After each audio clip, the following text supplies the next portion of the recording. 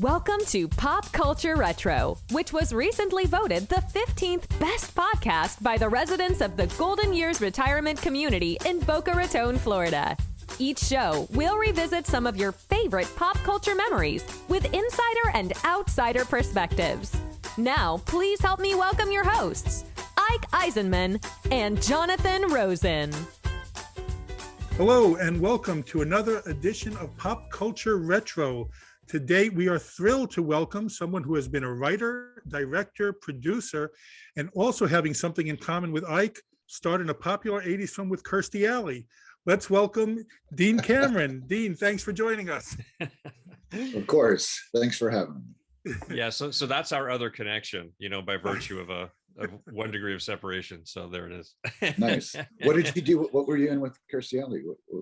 Star Trek II, Wrath of Khan. Oh, right, of course.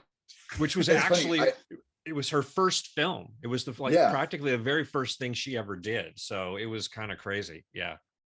I asked her when we were doing summer school. I said, "So do you get the weird fan mail from people because you were an alien?" She goes, "No, not really, except for the people who believed I really was an alien. They were a problem." So. Oh God. Oh, that's awesome. That's a Hollywood crowd. Yeah. Well, yeah, to start with, you have so many credits, both in front of and behind the camera. I want to know, when did you first start wanting to become an actor? When I was 6, I did a production of Trojan Women with my parents in Santa Barbara. Okay. And I got better reviews than anyone else in the whole show. And I thought, oh, this is, I like the attention. I think I want to do that. So I kept saying I wanted to do that all through school, and every counselor and every teacher was like, yeah, sure. Because I was in Oklahoma. I was like, I'm going to go to Hollywood. I'm going to be an actor. Like, that's really nice. So when did you move? When did you move to California from Oklahoma? As soon as I got out of high school, when I was 17, it was 1980. So you specifically went to try to be an actor? You just wanted to? Like coming out, be an actor, starve for a while and see how it goes. Holy cow. I mean, I'm sure it was like tremendously exciting, just with Hollywood waiting, not waiting for you, but out there and this whole new adventure. But I mean, that's a really courageous thing to do at that age. Yeah. Well, it's it's the gift of stupidity and ignorance. You don't know. It's completely impossible. So, but I don't care. But I mean, it was Oklahoma, so I had to go somewhere. Sure. Not to piss on Oklahoma, it's a great place to be from. But I spent all my summers in Santa Barbara because my dad lived in Santa Barbara, and so I started doing theater there, and a bunch of the people I was doing plays with during the summer were coming down to LA doing commercials and guest star stuff on TV. So I wasn't completely ignorant about how things work. So I knew people out here to make sure I didn't make a bunch of bad mistakes, just a few. So yeah. Well, so sorry. No, go ahead. So it was foolish, but not completely ridiculous because I knew some people. Yeah. But I started so young. And of course, right. I say, of course, it seemed relatively easy for me to get an agent, being a semi-precocious child who had a modest talent. It showed, I guess. So that wasn't that difficult. But for a young person, no matter what era you're in, that is a rough first step. So how did that come about? How did you manage it? And getting an agent and getting started. That's what was the point of my question. I got pointed towards a photographer. You probably remember Charles Fretzen. I don't know if you remember that guy. No, I don't. No, anyway. So there were like 4 photographers that did all the headshots back then, and he was one of them. So I got some headshots made, and then I went to SAG and got a list of accredited agents, and I sent out 50 headshots and resumes, which were all musical theater and high school plays. And I got 2 replies. One was from an agency. It was Abrams Rubaloff then, and the Oh, yeah. rejection letter was mimeographed, and it was sort of crooked on the page. And I wish I had saved it, but I did not save it. And then I got another Sutton, Barth, and Venari were starting a young people's department, and there was this agent, Bo Shoot, and I went in and met with her, and they signed me. And wow. Yeah, I got lucky. I did a monologue for him or something like that. Awesome. Oh my God, that's awesome. Yeah. Yeah. I remember in writing, by the way, that's how I knew I was starting to progress. I used to get the form rejection letters until it started getting more personal. So, you would do was a step in the right direction. But it went from dear writer to Right. dear insert name. Yeah. Exactly. So you got several parts, including one on Facts of Life. But then you were in a series, which I remember watching, Spencer with Chad Lowe. And at the time, I was a fan, and all of a sudden it changed. Chad Lowe disappears, Ronnie Cox disappears. So the show just didn't feel the same. So what happened there? Chad, like It was every his series. yeah. So he his friends were Charlie Sheen, and his brother was Rob Lowe, and he grew up with the Penns, and so they were saying TV, don't do TV, movies is where it's at. So he left the series to have a successful feature career, which we're all waiting for. But he's doing great now. He's a very successful director now. But so they retooled the show, and Ronnie Cox left. He wasn't happy. And then they brought in Harold Gould and Francis Sternhagen as the grandparents, cast Ross Harris as the kid, and drove that plane right into the ground. It was wow. Because we were going, our ratings were climbing every week. I mean, we would still be on, I think, if Chad hadn't left. Well, how did that affect? How bummed was the rest of the cast when that happened? I mean, how was the morale, I guess, in the show? Super bummed. Yeah, it was. I mean, it was my first show, and I had 2 false starts before that. I gotten fired from a series. I got a lead in a movie that got shut down. So once again, like, oh, here we go. This is going to happen, and then the rug got pulled out from under me, from under everybody. But yeah, so people were bummed. But then, when we started doing it again, you go, okay, well, this is a new show, and we're going to do this, and we tried, and it failed. So I was just curious if there was like anxiety, like in the set, like you could feel that tension or something that. It was. I mean, you could tell it was a different show, and it just didn't have the same thing. Because when we were shooting with Chad, we were in front of a live audience, and they would bus in these teenage girls from high schools and junior highs all over. It was like a Beatles concert. It was crazy. We'd come out, and they'd be screaming and screaming and screaming, and they'd have to shut them up and stuff. It was nuts. Wow.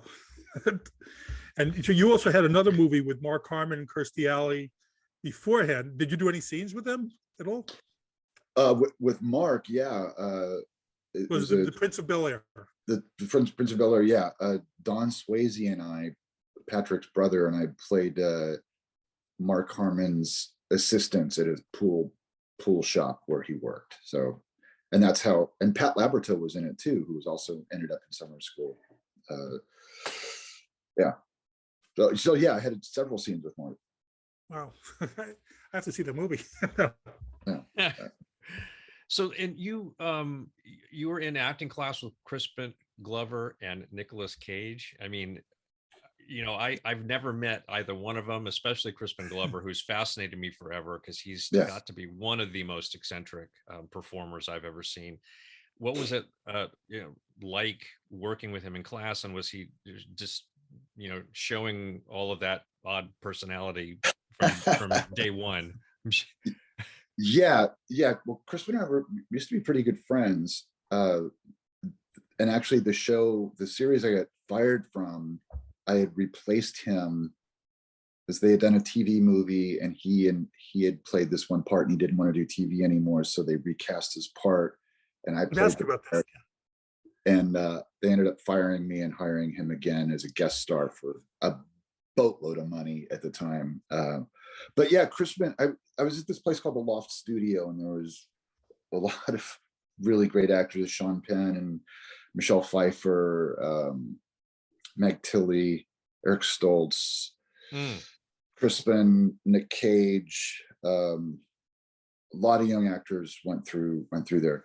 Yeah, what I remember about Crispin and Nick Cage, they would do scenes from, well, one I remember specifically from a German expressionist writer. So it was this very grand stuff, and it was really different from what everyone else was doing.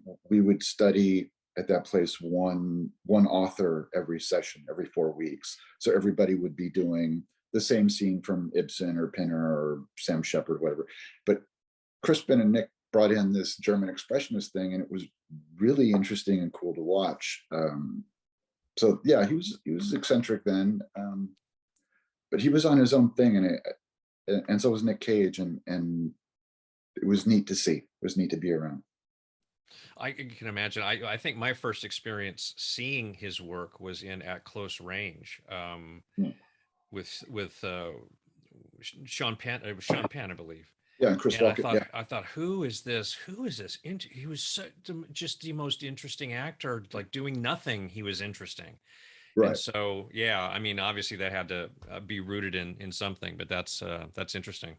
Yeah, he did stuff like in that movie specifically. There's a point where he's standing in this doorway, and he does these 3 motions, and they're poses from biblical paintings. So that's where his head's at. So he does these 3. It is really fascinating. Approach to things. Yeah. Wow. Okay, that's fast. That's interesting. Yes. So the movie. Funny, we were, we're really good friends. And do you remember the David Letterman incident? Yes. Yeah. So I watched Letterman religiously back then. Yeah. Yeah. So he called me from New York. He said, "Hey, do you have a VCR?" I said, "No, but my mom does." He goes, "Can you tape David Letterman for me tonight?" Like, yeah, sure. Why? He goes, "Oh, something happened. Something happened on the show today, and well, they sort of kicked me off the show, but yeah. So could you tape that for me?" Yeah, sure. Yeah, and it was that amazing Letterman incident. Oh. Yeah, he was banned from the show after that. I thought that's what I read afterwards. They had him back on to do an apology, and it was an interesting. So this was again with Crispin. This was his. He had come up with this character who was an actor who was not handling success well and losing his mind. And he thought, oh, and Ali Sheedy was on right before him, and she was talking about how rough success is. And so Crispin thought, oh, this is perfect. This is going to go over really, really well. And he sort of misread the room, but that's what he was thinking. That's what he told me he was thinking back then. He may be different. I don't know. Wow. So the movie that was the High School USA one. Yes. Yeah. Right. And so you were cast in the lead, and then they got rid of you to bring him back. Yeah, we worked 3 days. They worked 3 days, and yeah, and I have this letter that I have framed from God, I just forgot his name. Warren Littlefield wrote me this letter like, "We're so sorry we fired you. We'll work together again." I've never worked again with Warren Littlefield, but but yeah, they because what Crispin had done in the pilot was, or in the TV movie, was amazing and weird, and I wasn't doing that. I was doing sort of an approximation of that, and the network really wanted what he was doing, so they fired me, and I had a partner. Googie Gress was the other actor, and they fired me and him, and they brought Crispin and this other guy, Michael Zorak, back to play the parts for the pilot. Oh, that's a bummer. It was a bummer. It was a huge bummer because, like, right before that, I'd been out here for 4 years, and I had worked a little bit, but I was parking cars in Westwood, and I got this job, so like 3 weeks before that, my dad, like, we'd had the conversations, like, okay, you've been out there 4 years, you know, you got to think about your future, and I'll pay for college and blah, blah, blah, blah, blah. And so finally I got this pilot. It's like, I got a pilot. It's all okay. And I'm on my way. And then I got fired. I had my manager call my dad and tell him, because I was so scared. Oh God. Yeah. So you mentioned Eric Stoltz. I read that you used to room with him. You used to share a house with him, or something. Yeah, we were. Yeah, he was one of the people I was doing plays with in Santa Barbara. So when I moved out here, Eric, Anthony Edwards, and this other guy Scott Durnovich and I, we were supposed to move into this house. Do you remember the Jacobys, Ike, Billy Jacoby, and No. Dee Jacoby, and the Jacoby family? Anyway, well, Dee Jacoby was this sort of a stage mother, and she had some kids who were in the business, and they knew. Anyway, we're supposed to move into this house that she owned, and we never did. And Eric and Tony were going to USC, so we all ended up living in a 1-bedroom apartment across the street from USC for like 3 months while we were waiting for this house to materialize, and it never did. So, but yeah, but we were roommates, and then for years, for like 5 or 6 years, we were roommates. Yeah. And so you went together with him to do Fast Time, to audition for Fast Times. Well, back then you could sort of sneak into auditions. So, you know, you drive your friend to the audition, and sort of wait, hoping you could get in. And that's what happened. I drove him to the audition to read for that. He was reading for Spicoli. Yeah, and Amy came out and said, are you not? Yeah, she was, come read. And I read for Damone. It went well. I'm waiting to hear. I don't know how. Yeah, hope I get it.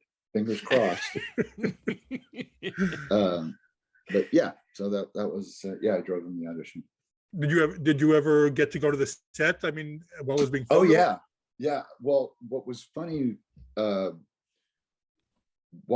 Eric was doing the movie, we'd get phone calls from Jeff, like, and it's like, oh, Jeff wants to talk to you. And I go, who's Jeff? He's like, oh, this guy, the actor who's playing Spicoli. He likes to be called Jeff because that's Jeff Spicoli's first name. So it's actually this guy, Sean Penn. Like, oh, cool. But I was at the set the day they did the famous scene where the van opens up and they stumble out and the smoke comes out. I was there that day, and yeah, I'd get, you know, free lunch occasionally. You know, I've talked about that with Ike before, about the whole method acting thing. I mean, to me, you're an actor. You act. You know, yeah.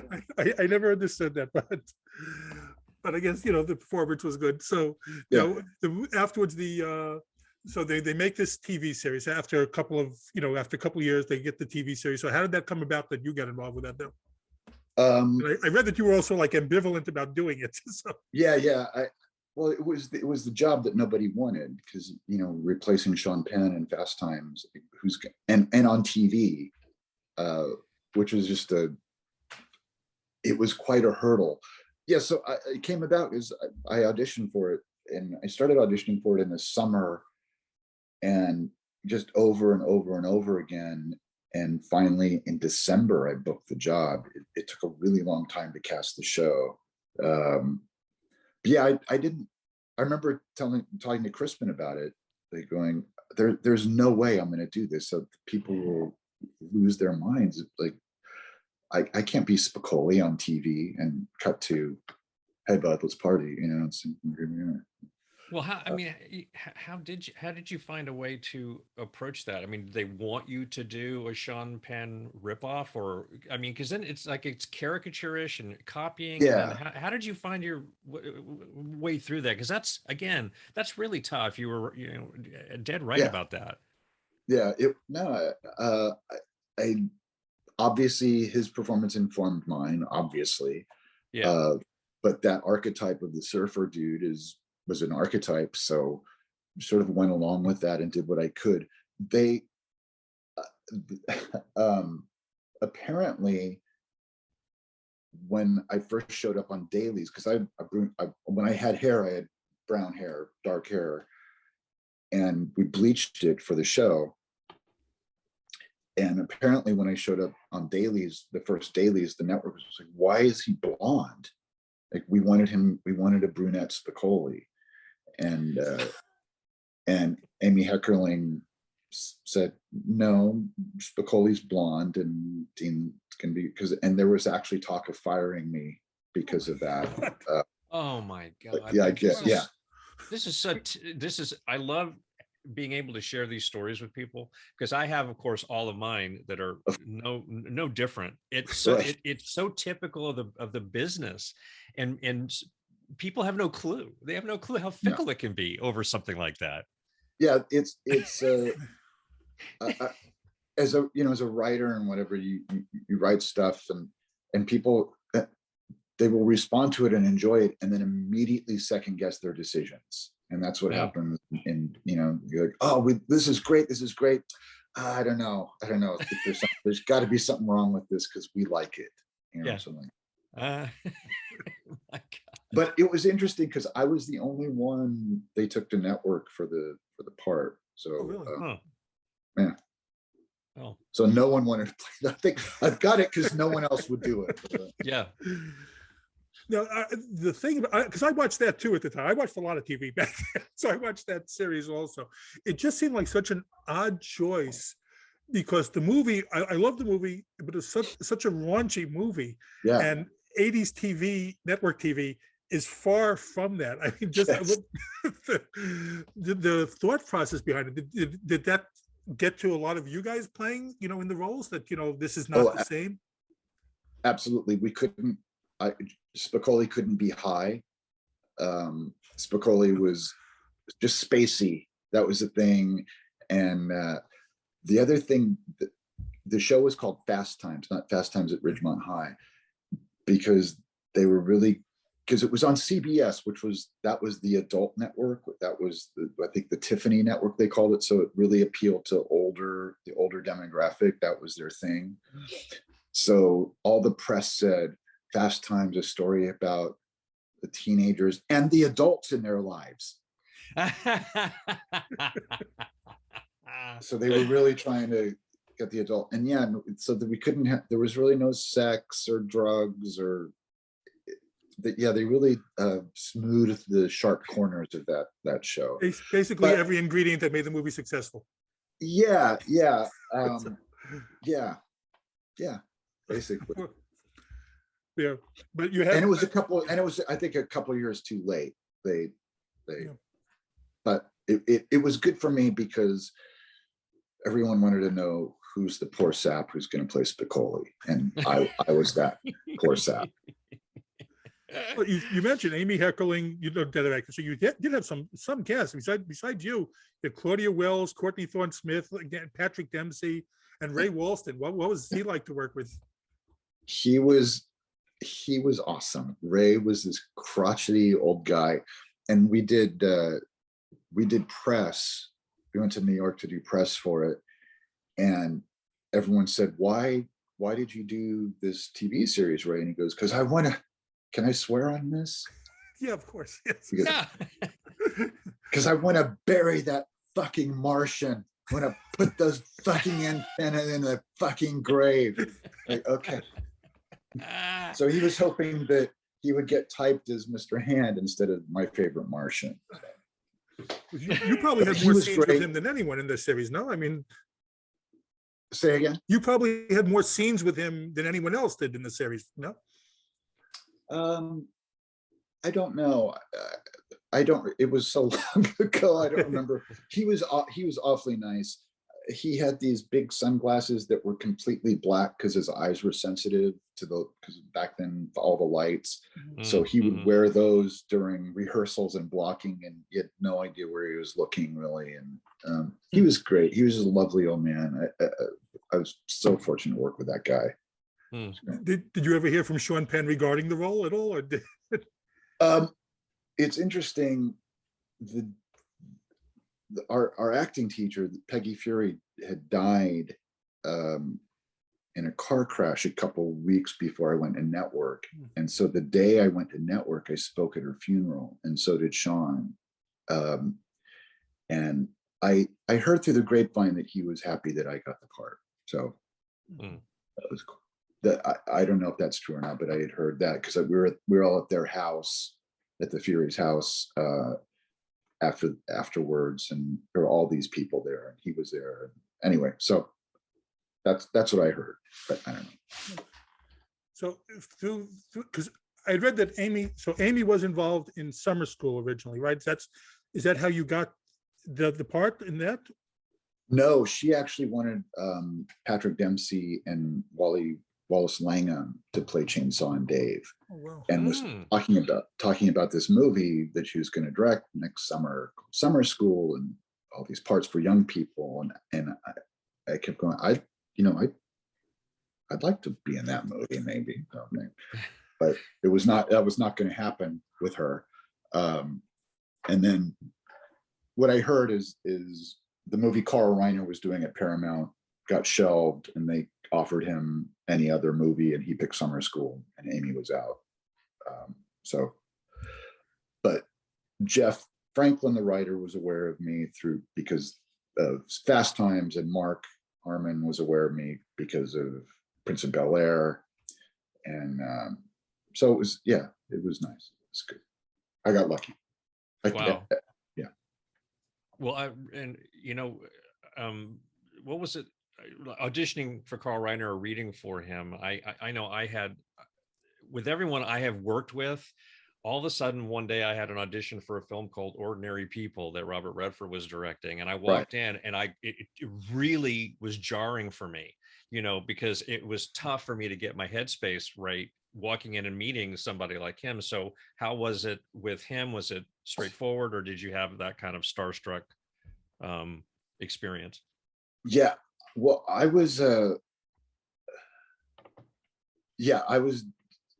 intimidated about reading for him, but I was also a very cocky young actor. And I also, that part, I had a real deep connection to read the script and was like, oh, this is my role. So I went in, and I really didn't feel that nervous. One of my favorite stories, though, is about that one of the second audition for him. I was reading with Dave's, and Carl Reiner gave me this horrible direction, just the worst direction I've ever had. It's a horrible idea. And I looked and oh, that's awful, but it's Carl Reiner, so I'll try that. So I tried it. It was awful. And he goes, thanks for trying that. It didn't work. And so he did it. Anyway, so cut to, we're doing the movie. A couple weeks in, he comes up to me and he goes, remember that audition? And I gave you that direction? I said, yeah. And he goes, it was horrible direction. I said, yeah, it was. Because I was just seeing if you'd listen to me, because I could tell you're a motherfucker. So it's a good lesson for young actors. If you're in an audition, the director gives you some terrible piece of direction, give it a shot, because he might be testing you, because he could tell you're a motherfucker. Yeah. Wow. That's so what was he then like as a director? Did he test you anymore? No, he spoiled all of us. He would only work from 9 to 6. It's like there's no reason to kill yourself. It's just a movie. So he'd go home. It was a big budget Paramount movie. It was my first movie, and wow, a great part. And Carl Reiner was directing, and it was very fun. And never had an experience like that ever again. Yeah, no, I can't imagine. I mean, that's amazing. Yeah. I've talked to. I mean, way before you, I talked to Ike about this. I love that movie so much. I've seen it countless times. Probably. Did you know who else auditioned for Chainsaw? No, I have no idea. Actually, Never got back to you. Okay. No, I'm sure the usual suspects. There were like 8 of us going around reading for each other's parts. So probably anybody who was doing movies then read for Chainsaw. But talk about Mark Harmon. You said you worked with Mark Harmon before, and this was the first time working with Kirstie Alley. Besides being, great actors, I thought they had real great comedic sensibilities and all this. So what was it like to be with them on the set? Wonderful. Kirstie, we didn't have many scenes with her, so we were only sort of crossed that Venn diagram for about a week, and we would after lunch we play Simon Says with the cast and some of the crew, and we'd sit out in the parking lot or the playground and play Simon Says. And so she would every day, I would often be leading the Simon Says. She'd come and she'd go, "Oh, can I play Simon Says?" I go, "Yeah, just stand over there." And she'd stand over there and I go, "You're out. I didn't say Simon Says." And that happened frequently. That's great. It just seemed like such a fun movie to be a part of. I mean, and how fun was that horror scene? That was 2 days. That was really fun. And Rick Baker was there and did the makeup, and yeah, it was really fun. The whole experience, like I said, it spoiled me. It was just a really fun time, and great cast, and I'm friends with most of them still, and the ones I've seen. Yeah, they are around. I was going to ask that because I do see, every now and then I see like a thing on video pops up, like because I search summer school things, and I see that the cast gets together. So you maintained relationships with everyone through. Yeah. I mean, as much as you can. Yeah. And another thing interesting to me is like it wasn't a smash hit when it first came out. It just came so that's something that just built through the years. When did it occur to you that this thing has legs? I mean, when did it start? Years after? What? It was pretty quick. It's difficult to know because that, like, the jobs I've done are the jobs I've done, and so it's a self-selecting sample of people who enjoy the movie and enjoy the work. So I just know that sort of from as soon as it was released, people were like, "I love Chainsaw, I love Summer School," and so I've always heard that. I mean, I'm sure it's the same with Ike. Like, people respond to your movies because you're in them, and they don't tell you I love Pretty in Pink, as I wasn't in that, right? So it was pretty. Yeah, it started from pretty much day one, and really the next, my whole career has benefited from that one movie a lot, which is, or maybe been harmed by it, but I know that I've just gotten a lot of work just because of that movie. I think even today it still has like this rabid following about, there's, I see like a different web pages devoted to it, and they just to this movie. So that's great. Yeah, it's amazing. I mean, I knew when I read the script, it was great. I remember reading the script going, this is a really well-written script, and it's really funny and charming and sweet, and also sort of dark. Carl sort of smoothed some of the rough edges off of it. So it was a little sweeter than the original script, but I just remember thinking the script was wonderful. So it makes sense. It makes sense that people still enjoy it. Well, here's one of the things that I read, that it was supposed to be Freaks instead of Texas Chainsaw. Yeah. There was this parallel between, Dave and I like the movie Freaks, and the class was Freaks, and we screened the movie Freaks instead of Texas Chainsaw Massacre. And at the time, I had seen it once when I was in high school and just remembered it. And I think I might have had a cocktail or two when I saw it. So it was just this weird thing. And this is before everything was on video, so I couldn't find a copy. So anyway, Carl screened at Paramount, screened Freaks in a screening room, and it ended, and he goes, "That's the craziest thing I've ever seen. That's not going in my movie." And he goes, "That's horrible. That's horrible." Like, yeah. And Jeff Franklin, the writer, was sitting a couple seats down, and I just saw him sort of sag. And because it was a nice parallel. So. No, but Ike and I have also discussed this before. That film, I mean, it's something I watched in film school as well, and I've never gone back to watch it. It disturbed me so much. Yeah. It's crazy. It's a unique and special snowflake, to be sure. I when I first saw it, I was overwhelmed by it, but I'm like a Eraserhead, David Lynch, very dark, very.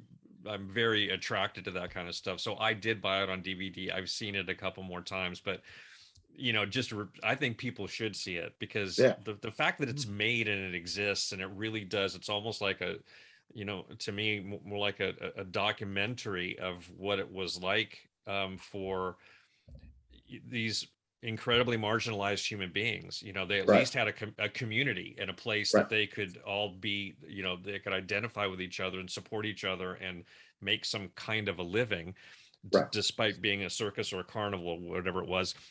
I thought it was, in many ways, is horrifying as it is. It's a beautiful movie from that standpoint to me. It's absolutely. So, yeah. No, it's real. That was one of the sort of the parallels, is there's this real community and they're outcasts, but they love each other and they take care of their own, and they exist outside of the norms of society. And there's something. It's interesting that we grew up in this time where you could go to the carnival and there were free sideshows. I remember going into those, and there was a really scammy and weird and dirty and gross, but there's something to be said for those people being able to exploit themselves, because that's what we all do, is exploit ourselves. And I don't know, it's a long conversation, but that people stopping that, how beneficial was that? How good was that?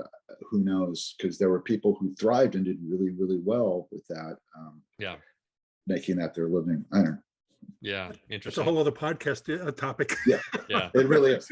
Yes, we could definitely go. Now, and do you have any other anecdotes from the making of that film? Summer school. Probably. One of the things, it was this informative acting moment, a sort of acting talk, but Mark Harmon had been a college football player. It was, the pros wanted to recruit him, and he was this big football player. So there's a scene in the movie where he and Pat Labrateau were throwing a football around, and so I was waiting, sitting next to Mark in our chairs, and he had the football in his hand, and he was just doing just the way he held the football. You could tell he'd spent thousands and thousands of hours with this object, and he had this history with it and this familiarity. And he was doing these weird flips with the foot, sort of juggling moves with this football. And it was a really interesting moment for me as an actor to see, like, oh, this is when you're playing a part, when you have a job, to get familiar with whatever objects you have in that job, and because you might end up doing some motion with something you're working with in your job that really defines your character, defines that you have this job or what you are. There's sort of BS acting stuff, but that was one of the informative, fun moments for me on the set. Probably for no one. Well, that always reminds me, because actors who don't smoke and have to portray smoking. I used to smoke, unfortunately. Of course, I stopped a long time ago. But that thing of doing it every day and all day, and the way your hand is relaxed with it, and you don't think about it. It's like having it between your fingers like this. You're not going to burn anything because you have. And a non-smoker doesn't know the difference, but a smoker does, and it pulls me out of a character every single time. I think that's one of the things I loved about Mad Men so much. They must have really done a lot of work handling cigarettes to make it feel so comfortable, So anyway, it is interesting. It sounds like a little thing, but it's no small thing. Yeah, you can always tell someone. Yeah, it's very something weird. Exactly. Oh my God! Every few years, I read about that. It's going to be remade. I think the last time I read was like Adam Sandler was going to do it. Have you heard anything recent, or would you be a part of it if it does? No. Well, my standing statement is that this was happening when they were talking about doing a sequel back then. I said, I'll do it for $1 million. I'll do it for $1 million. Yeah. So that's my price. Well, if it So moves there it is. forward with that, it's an awesome thing. You can either Exactly. Yeah, there you go. Well, just to segue over to your guest appearance on Alf. A very good friend of mine was the associate producer on Alf, by the way. Steve Lamar, do you remember? I know it's hard to remember individuals like that sometimes, but yeah, no, he was on that show, and so we hear you've got an interesting story about that. Would you like to share it with our audience? Yes. Yeah. So Alf. Yeah. All right. So I love doing 4-camera, 3-camera sitcoms. I love that. So although I was doing Alf, I was excited about doing a show in front of an audience. Well, first thing you learn is they don't tape in front of an audience, because I think there are all these trenches, and it takes 2 days to tape an episode. They tape on Thursday and Friday instead of just the Friday. So I was bummed about that. And then, but when you get the script for Alf, you get these rules. Like, don't call it the puppet. Call Alf Alf. Always refer to Alf as Alf and never the puppet. So that was, okay, this is weird. And I was booked for 3 episodes. And at the time, I was at night doing reshoots for this movie called Men at Work. So I was very, very tired. And also this woman and this girl I had a very tempestuous relationship. We had moved in together, and she was moving out. Like, we moved in together, and like a month later she bailed. And so I was not happy, and was doing Alf. And okay, so on Monday you get the script for Alf, and it's great. It's hilarious, and everyone has it's just funny, and it sings, and everyone has great jokes, and it's really, by tape day, Alf has all the good lines.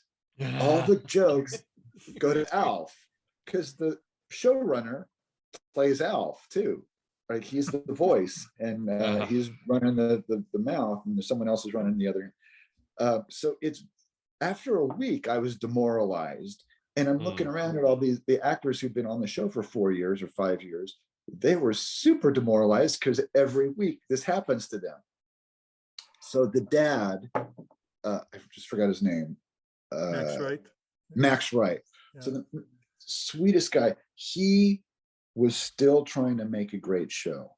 And I looked at Max Wright, and he was this New York theater actor. And I'm sure that 4 years previously, he had said to his friends in New York, he's like, I'm going to go do this stupid pilot with this alien puppet, make a shitload of money, and I'll see you in 2 weeks. And so 4 years later, he's the dad on Alf. And and every week, Alf gets all the funny lines, and he's a straight man to the puppet, right? But he's trying to make a go of it. He's working hard to make the jokes work, and he's talking about the character and stuff. Like, oh, good for him. He's really, no one really else in the cast was really that into it. So anyway, so we're blocking the scene. This is one of my favorite showbiz stories. So we're blocking the scene. They're blocking the scene, and I'm watching the scene being blocked. And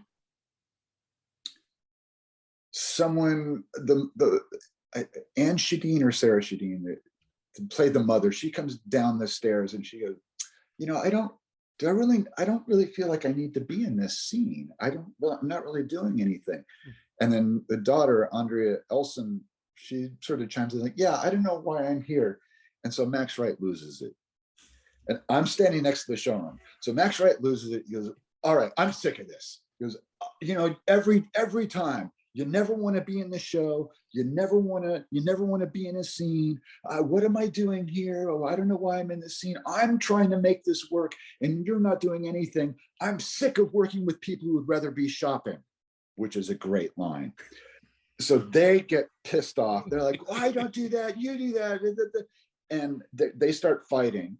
So at this point, the crew just steps back like, okay, this is our weekly tantrum. we're going to watch this happen. Oh, And I'm watching this. And then finally, Max Wright says the greatest line in the history of showbiz. He goes, "Put us on sticks. We're the puppets. We're the puppets." And he storms off the stage. And then like clockwork, the stand-ins go in and they start blocking the scene there because they're doing camera blocking. So they don't really need the actors there because he's cleared the room, but the actors have left.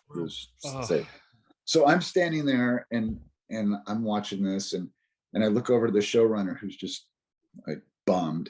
And I go, does Alf throw tantrums? And so he's standing next to me and he just goes,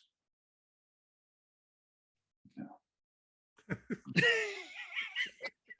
And I just think he's thinking, I need to do a show with all puppets so this doesn't happen. Yeah. I was like in his head, like I gotta do a show with no actors. Gotta find a show. Anyway, so that was my Alf experience, and I had not told that story for years out of respect for Mr. Wright because he was awesome. And it's okay. Oh man, wow. Well, thanks for sharing because yet again that the aspect of the business that people. You hear, rumors of stories or hints of things like this, but highly creative people. It's an intense environment, and everybody wants to do a good job, and sometimes you're in the boat, so you got to go with it. Right. But man, and stuff boils over. It does. And and after that, everyone was fine. It was not a tense set. People were happy and fine, and everyone was very kind, but it was and I was also exhausted. It was just an exhausting thing. There was one day where I couldn't remember a line.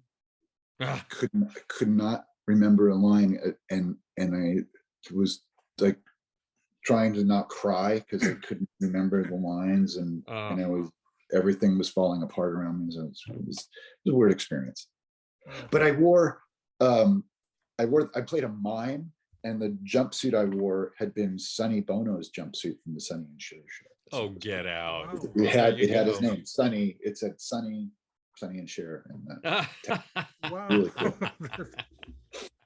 Oh, that's awesome.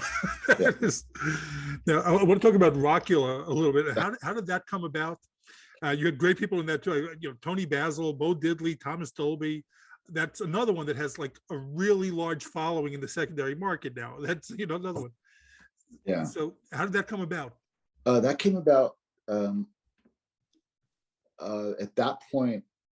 There were some movies that I would just go meet on. I wouldn't have to read, and so that was one of them. And I went in and talked to the director and the DP and the producer, and we just talked about music and about the script. And I liked the script and thought it was funny, and they offered it to me. I didn't have to read for it, and it was my first offer, and it was the first movie that I carried, and so it got to check off some stuff off the to-do list of my life, and it was really, really fun. That was also a really fun set. Looks it. Yeah, it was nuts, and we knew we were doing Rockula. There was no mistake, because also I think the original script was a drama. So Jeff and Luke had written this drama, and then I think they finally realized that we can't make this a drama. It has. I can't even imagine that. Got to be a comedy. So they retooled it, and I got to sing and play guitar and write music and do all that and carry a movie and kiss the girl and all that stuff. It was nice. And then following up, so Ski School was right after that? Was that No, let's see. Before Rockula was this movie called Bad Dreams. It was a horror film. Rockula. Then I did Men at Work, I think. Okay. After Rockula, and Ski School was later. Then I did this. Oh no, Ski School, and then this TV show. Yeah, I should know the timeline of my career, I think, but there's been so many jobs I can't remember all of them. That's another yes, one. You had Ski School came Patrick along. Laboratow in that too with you, and that just like another film that just looks like that set must have been like so much fun to be on. That was fun. I was. I had not been getting the jobs I wanted, which I guess is like everyone. So I wasn't getting the jobs I wanted, and Ski School came along, and again, that was an offer. But to me, I thought this is. I could sort of see the end coming. Like, oh, I think this is. I'm going to be doing movies like this, and I don't want to be doing movies like this, and I'm not sure what I'm going to be doing now. So with that in mind, it was very freeing because I thought, I'm doing this stupid ski movie and no one's ever going to see this. So let's just have a crazy time. And one of the things I liked about it, the script was really weird and not really complete. They had sold the title to foreign sales. So that is true. I read that. I didn't know if that was true. Yeah, they'd sold the title Ski School, and they had, I think, 6 months to deliver the movie. So they put this script together, and the script had some really cool stuff in it. But the character, I read it, and I thought, oh, this is Bugs Bunny. I'm going to be Bugs Bunny in this. That's who Dave is. And at the end, I mean, you say, I kiss the bad guy, and that's a total Bugs Bunny move. Yeah. So it was very fun. They got up there, and Pat and Stuart Fradkin and I had this real chemistry. So they had us brainstorm funny scene ideas. So we did, and ended up shooting those. And then they came back, wrote a whole other script, and to sort of puzzle in these other scenes that we'd written to make sense of stuff. I don't think it makes sense, but whatever, people seem to enjoy the movie. But that's Ski School. It was a pretty fun time with this looming doom on the horizon for me. So. Oh, gosh. I mean, I love Ike. So I mean, Ike, you had a very good run, and then you had no run. Could you see that coming? Because I could see it coming. Well, yeah, I could see it coming because I knew that I was done. You know, it wasn't necessarily my career because things were still going on, but I had reached a point, and it's so funny. I was transitioning out of on camera as your career was taking off. So that's one of the ways we missed each other. Right. I had basically just spent so much time. I started when I was 9 years old, and I worked solid straight through. Right. And I was exhausted. I was, you know, to be quite honest, I was depressed. I was exhausted. I did not know what to do. And it was showing in my work. You know, I was not booking because I had no enthusiasm anymore. Right. And I kept thinking, I don't think I want to do this. And then an opportunity came my way doing voice work, ADR, right. which I'm sure you're aware of. Yeah. And I got involved with that. And that changed my life because it was exactly what I wanted. I was having fun being creative. I did not have to audition because I think it was the audition process for me that wore me down the most. Not the work. I love the work, but you know, it's like you spend 98% of your time running around trying to get a job, and then you get to work this very, you know, well, for me, that's what was happening. And I said, this is not going to go well for me if I continue to try to beat my head up against this for myself. So that was how I knew, you know, I was coming off the cliff. And it was not necessarily where the parts were going. That's a whole different strategy for, or not strategy, but awareness, you know, that you have. And, you know, so yeah, that's my story. Yeah. But it's an interesting, because I was feeling the same way. As the stuff I was auditioning for, I didn't like because what was happening in movies and TV was it was this transition out of sort of the dumb 80s stuff, which was nice, but they hadn't, most of the stuff I read for hadn't really figured out how to do that. So it just sucked. And it was also, there was a lot of very earnest stuff happening then, really, really earnest. And it did not speak to me. And also I was getting older, I was losing my hair, it's like trying to figure out where I fit in the business. And I just knew, this is this is the ending. So, So that made but I you did, want to I go mean, I did behind a the series camera? after that. Yeah. I did a series and then one more movie that I was carried one more movie. And that movie, I really went, oh yeah, I'm done. I'm not enjoying myself. I'm bad in this. No, yeah. And this is not the kind of movie I want to make. Wow. Going back, because I just started mentioning, I mean, I love It's Always Sunny, and then when I watched it, and then you appear, and I didn't look ahead. I mean, you appear on the screen and said, "Oh my God!" I got all excited there. So how did that come about? They called and said, we wrote this script that's based on ski movies and 80s movies, and do you want to do it? And I love that. I mean, I love that show. It was, those guys are geniuses. And I was so excited to work on that show.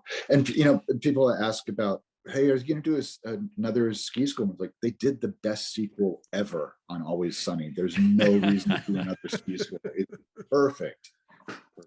So, yeah, so that's how it came about. They asked me if I want to do it. I had also gotten lucky, fortunate on Psych. They'd written an episode for me like the year previously. It was nice to just go up and do that. So yeah, it's stuff, these things, they sort of appear like my magic in the thin air. It's nice. I think it goes to show how much people still, adore you and adore your work. I mean, it's a very nice feeling. Yeah. Yeah. I mean, there's always a concern, and this was sort of still on Always Sunny. Are they making fun of me, or are they making fun of the genre and the time? And I'm pretty sure they were making fun of the genre and the time, and not really me. But who cares? Now, one film that I saw that you're involved with that I have to ask about was The Aristocrats. You worked behind this. Now, how did you keep it together on that film? Well, IMDb sort of messed up. They said I was the cinematographer on that. I was not. It was, I operated camera sometimes. I was just friends with Penn Jillette and Paul Provenza, and they had this crazy idea. Let's get all these comedians to tell the same joke, and we'll videotape it, and then we'll cut it together and make a little movie. Well, it was like 4 years of shooting, and if you were around, they'd get a call like, oh, Gilbert Gottfried's available in 2 hours here. Like, okay, and they grab, here, get a camera and let's go videotape them doing the joke. And so that's how I ended up as cinematographer on The Aristocrats, just holding the camera. But yeah, there were some people we shot, and you just have to sort of watch and not watch because it was so funny. It was great. So I was very happy to be a part of it. Who did it the best in your opinion? Who was the best one? They're all great. That's the whole point of the movie, is that all these different takes on this one joke. And Penn said it the best. It's like jazz. It's the singer, not the song. It's who's telling it. They bring, it's art. You bring yourself to this piece of work, and so people would tell this joke in very, very different ways. It was great. I mean, yeah, someone just asked me this, and I said, well, oh yeah, I really like the South Park. I really like the George Carlin. I really like the Bob Saget. Like, so all of them are great. They're all. Well, that's the one that always stood out to me, because when I saw it, I just think of Saget from Full House, and then when he's on there telling us, like, wow, and he was fantastic. He was brilliant. And that was the first time I got to see this other side of him. Yeah. I'd seen him do stand up, and same. Oh, this guy is dirty. He is dirty and got a twisted mind. So yeah, that was nice that people were able to see that in The Aristocrats. And I read that you had a version that you had to do that no one wanted to do. I had pitched the version called The Democrats. So yeah, but I'm talking about the puppets or something. That you had an Aristocrat. Oh, that. No, so I did this show. I corresponded with a Nigerian scammer for a couple of years, and I ended up getting him to send me money, which is a whole other thing. But I turned it into a 2-person show, and we toured all over the world, and we ended up in Scotland twice at the Fringe Festival there. And so Paul Provenzo was there. He was the director of the show. Anyway, we shot a live version of the Aristocrats performing at this.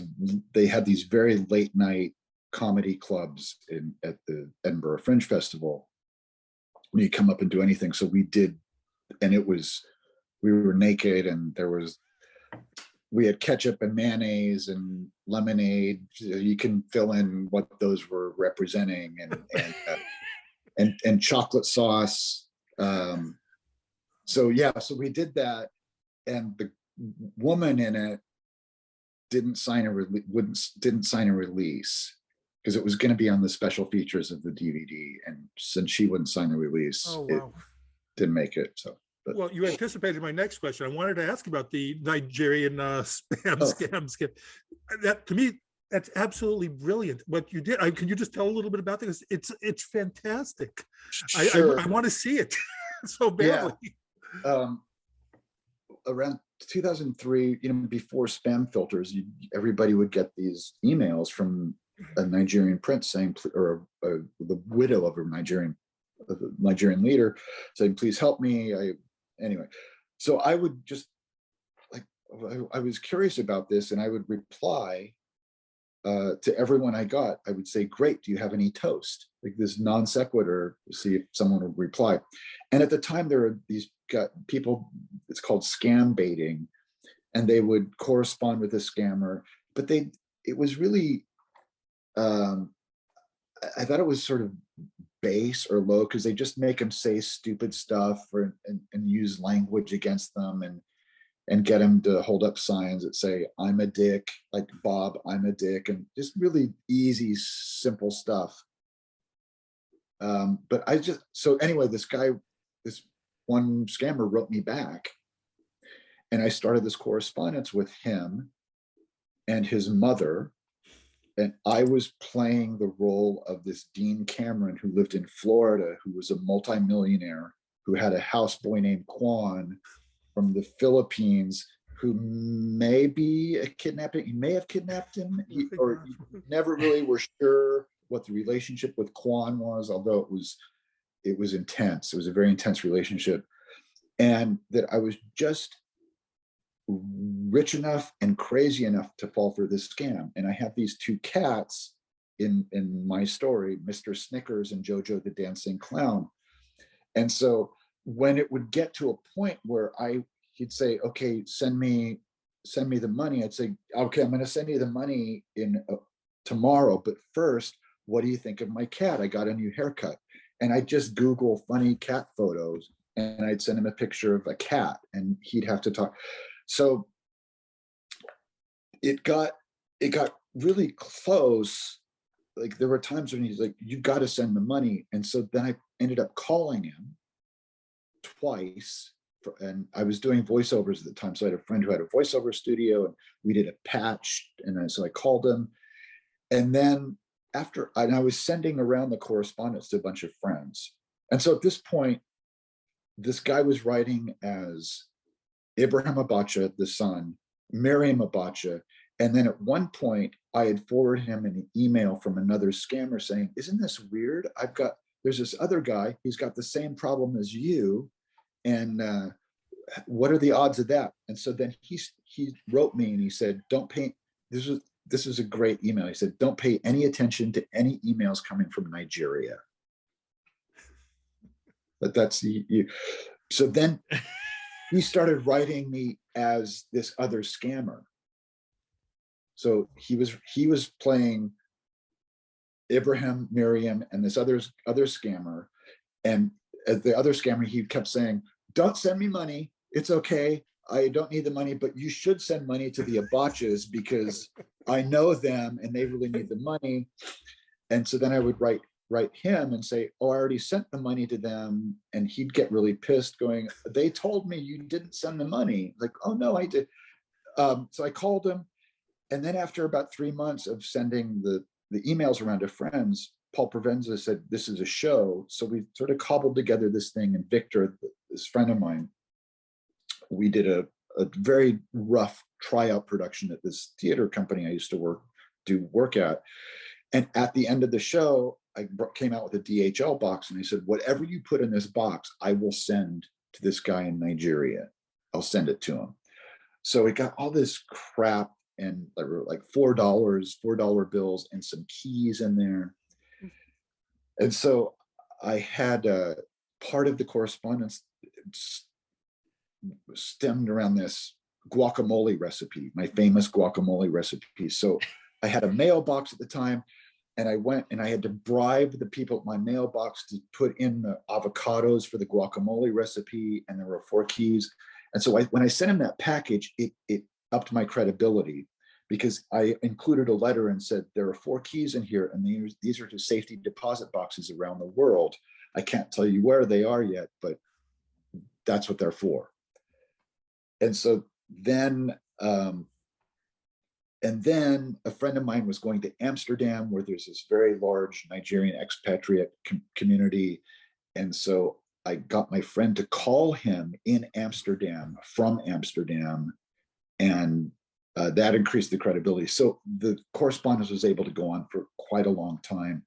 He ended up finding the website that I had built that had all the correspondence, because now at this point, any scammer who wrote me, I'd say, oh, this sounds really interesting. Go to this spamscamscam.com and tell me what you think. So I think I sent it to him, because then he wrote me as the mother saying, I found the website, you've broken my heart, which is a robot killer, because he knows that I know that he's a scammer and not the mother, but he still says he broke my heart, which is very ballsy of him.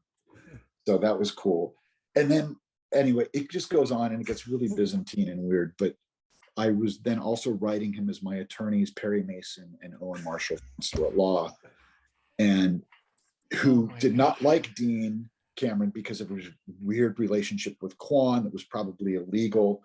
So the lawyers then started working with the scammer to scam Dean out of the money. So I got them to retain me as a lawyer for, and I said, you can send me $350, $35, or $3.50. And so they sent me a check for $3.50. Oh my God.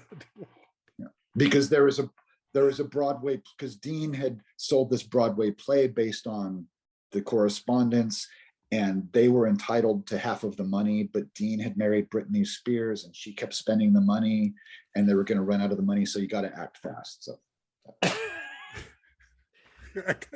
that's one of the best stories I've ever heard. You asked, so I just explained. That is awesome.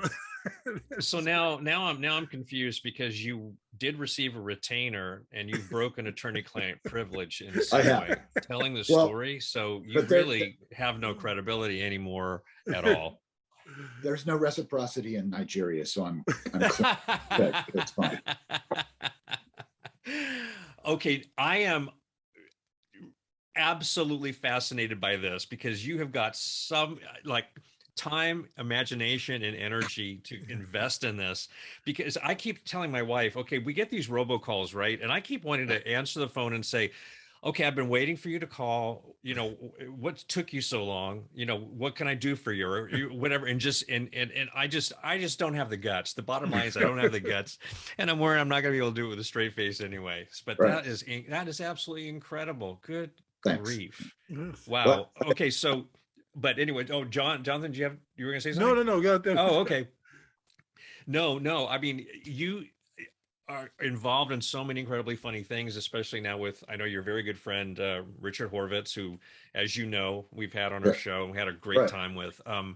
The YouTube series, Some Kind of a Joke. I absolutely love that. It's hilarious, and people should check it out. And we will definitely post your, all your social media and links and all that kind of stuff for everybody to check out. But how did that come about? Is that kind of, was it inspired by Aristocrats in some way, or whose idea was it, and how did it get started?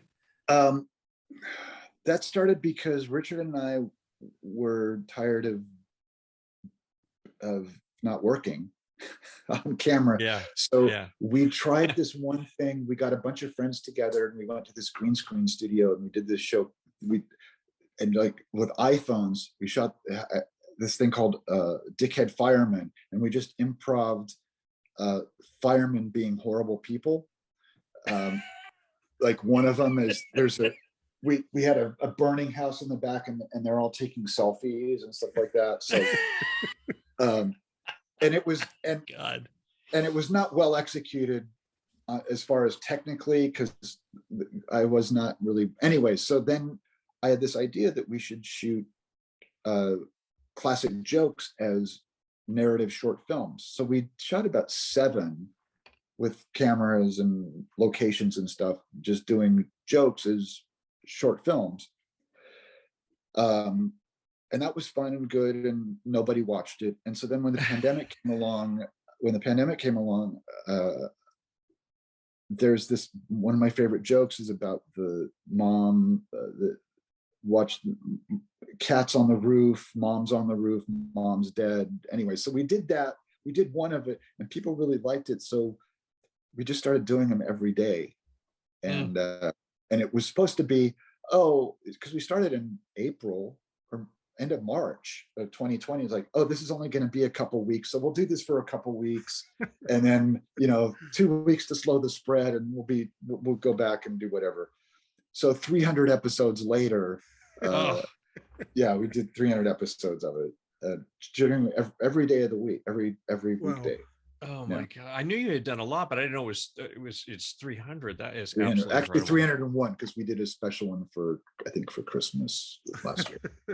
Oh my God! They are absolutely hilarious. Mm-hmm. Absolutely, very clever idea. Terribly clever. Thank idea. you. Yeah, thank you. Well, do you guys? Is there anything else you and Richard are doing together, or? Yeah, we just started working on this TV thing that. Who knows? Oh, okay. Well, I hope it Fair works. enough. What do you have coming up next? I got a nap. Pick my son up from school. Nap. Nothing. I did a small part in a movie in December. Nothing. I who knows? I think it's all over. So unless Always Sunny does another episode or Well, I hope not. I enjoy looking forward to your parts. I always get a kick out of seeing you on screen, and I've been like I've been loving the YouTube thing as well. We've been pouring over them, but Dean, it's been a real pleasure. Thank you so much for doing this. I like I said, I do love your work, everything. So it's been such a great experience getting to talk to you. Thank you. Of course. I appreciate it, because now I can stop hearing about summer school, because he cannot stop going on and on and on about summer school. So can I tell the story of when I met Ike? Well, yeah. Yes, please do. So when I first moved to Los Angeles in 1980, after living by USC, I lived in this slum about 4 blocks from MacArthur Park. And I was playing in a band with these crazy people, and we played at this little party at an apartment in downtown LA near MacArthur Park. And the famous Ike Eisenmann shows up at this party, and I was like, oh my God, Ike Eisenmann's here. And the other guy's like, I don't know who that is. Like, he's a really good actor. He's in every movie with a kid. Is Ike Eisenmann. Like, okay. Anyway, so I talked to Ike, and I was like, hi, I'm Dean, and I just moved out here, and I'm an actor. And Ike was like, cool, great. Oh jeez. Oh my God. Which understandably. Well, that is awesome. That is awesome. I'm sure you don't remember. No, actually, I don't. The thing is, I should, because I didn't go to that many parties. I never really got invited to that many parties myself. So that was a red letter event for me at the time. And it was not a lot of people. I mean, there were maybe 12 people there. It was like a 1-bedroom apartment in like near MacArthur Park, and there was a band. I can't imagine how the neighbors felt. But, yeah. Oh, good gosh. Yeah. Well, I was crippled with social anxiety before there was a term for that. So I'd go to a party, and then I'd get uncomfortable. Then someone would say, yeah, I want to be an actor too. And I think, okay, yes, I really have to have this conversation with one more person. I think I'm going to go now.